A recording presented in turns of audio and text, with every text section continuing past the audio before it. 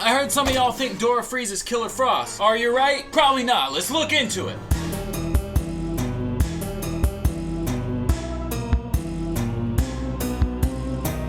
Because it's Thursday.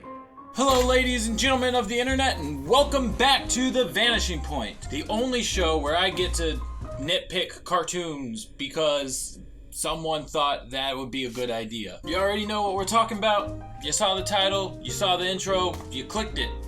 You clicked. So let's just jump into it. First appearing in the 2002 web series Gotham Girls, Dora Smithy is, at least in the DCAU, the sister of Nora Freeze and thus sister-in-law of Mr. Freeze. For those of you who don't want to shell out the money on the Birds of Prey box set for this little nugget of the DCAU, I don't blame you. Here's the short of it. When Nora first met Victor Freeze, Dora became jealous that Victor was taking away her time from her sister. When Nora ended up becoming severely ill, Dora also thought that it was best to just pull the plug and let Nora die peacefully while Freeze was trying his best to extend her life period. These events of course led to Victor becoming Mr. Freeze and only added to Dora's animosity for her sister's husband. Despite Victor's methods leading to Nora's extended life, Dora's blind rage got the better of her and in years to come led to her hatching a plot that essentially got rid of all of the men in Gotham. This all led to a cliffhanger of an ending for the series in which it was teased that Dora may return, but she never did.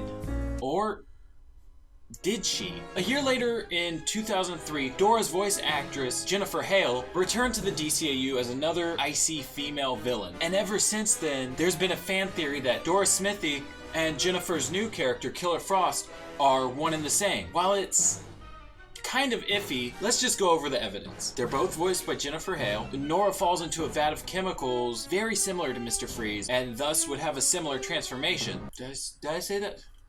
Dora. They have similar hairstyles and facial features. The glass crack at the end of Gotham Girls heavily implies that we'll see Dora again. And then James Strecker posts over on the DCAU Reddit that it seems very likely, and he seems to know his DCAU stuff. After all, he has a whole channel devoted to it. You're on it right now. And while all by themselves, these pieces of evidence may be flimsy, when you put them all together in a pile, it kind of looks like it might be a possibility. So how does it all hold up? Well, Jennifer Hale voiced a lot of women in the DCAU. Dora Smithy, Killer Frost, Giganta, Enza, Black Canary. No, not Black Canary, Black Siren. Killer Gesplitzens, Zatanna, Caroline Greenway, Selma Riesdale. You get the point. Past that, while it's possible that the chemicals Dora fell into may have been slightly different than Mr. Freeze's bath, the theory seems to imply that the chemicals would have been similar enough. Yet, the only time we see Mr. Freeze with ice controlling powers was this one panel from the Batman and Harley Quinn sequel comic, and other than that, the similarities in the chemical bath is kind of moot. As for similar facial features, that's just part of the art style. I mean, take a look at Galatea. Pointy chin, short hair, it's all there, it's not the same person.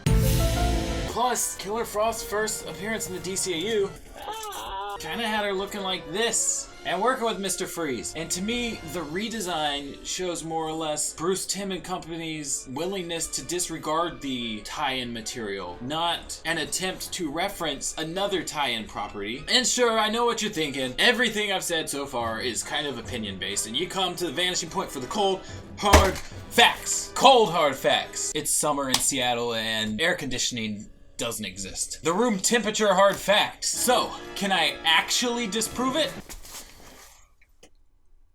Hell yeah. You see, despite the third season of Gotham Girls airing a full year before Killer Frost's first DCAU appearance, there's a fun little reference that makes it have to occur afterward. You guys remember that time when the Joker said this? Making their world debut, the Royal Flush Gang.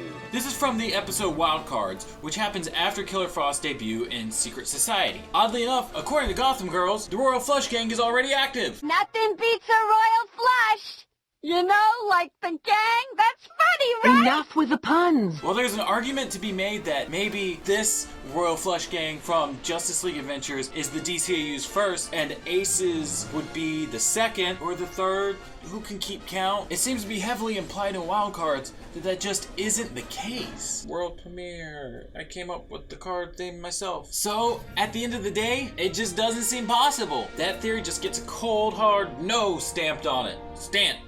Cold. That all being said, I want to hear from you guys down under in the Australia box. What's your favorite fan theory? Mine? The globalists got these fans, weather machines, and they're controlling the weather. Cause it's a theory about fans. Now before I leave, I want to give a shout out to all these people who have donated to us on Patreon and bought us a new car this month. If you want to buy us some more new cars, hit that description box, click the link. I know we've already got 3 private jets.